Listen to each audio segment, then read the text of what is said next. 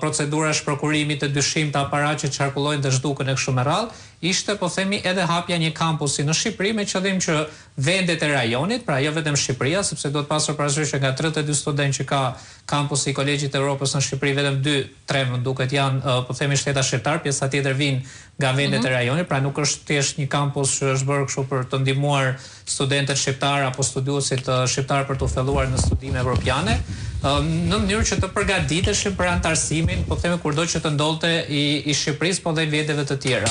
Ato që në fakt kanë ngritur pikpyetje dhe Tavlandi i tha me drejt, janë e para procedura e kalimit të truallit kundër do ndërtohej kampusi i Kolegjit të Evropës dhe më pas edhe shuma që u akordua se si do përdorej kjo shumë, e kështu me radhë kush do ta përdorte këtë shumë, si do menaxhojë ajo, që unë besoj që duhet të jenë objekt hetimi dhe verifikimi nga organet shqiptare të drejtësisë. Nga ana tjetër, për sa i përket fondeve që ka akorduar vetë Bashkimi Evropian nëpërmjet Komisionit Evropian për këtë projekt, janë pjesë e hetimeve që kryhen nga Olafi, sepse ata mbrojnë në fund të ditës paratë e taksapaguesve evropian. Pra si që ata mbrojnë paratë e taksapaguesve evropian, një shembull shumë të mirë na e kanë treguar në rastin e fondeve të IPARD-it, do duhet që edhe organet shqiptare të drejtësisë të mbrojnë edhe paratë e taksapaguesve shqiptar. E vërteta është që organet tona janë paksa të kompleksuara kur vjen puna për të hetuar marrëdhënie,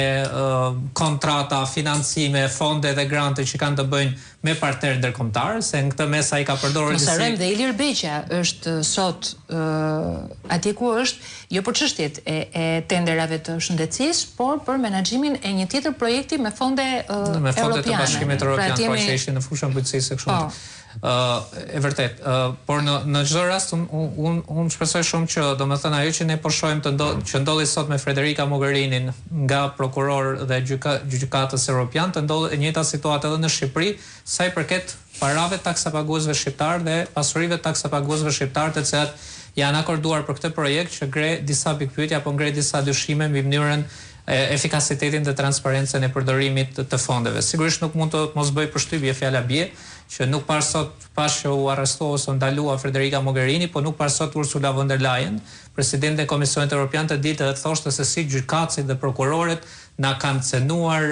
kompetencat e Bashkimit Evropian, se si kanë bërë grush shteti sot në Bashkimin Evropian, se si pra të gjithë të retorikën që kemi dëgjuar. Akuzat të ngjashme janë, domethënë korrupsion, mashtrim, mbështetje paralezisë në tendera. Pra nuk e shohim. Po ka edhe të tjerë që kanë pasur një tjetër këndvështrim. Për shembull, nuk kemi parë nga ana tjetër thonë as të dalin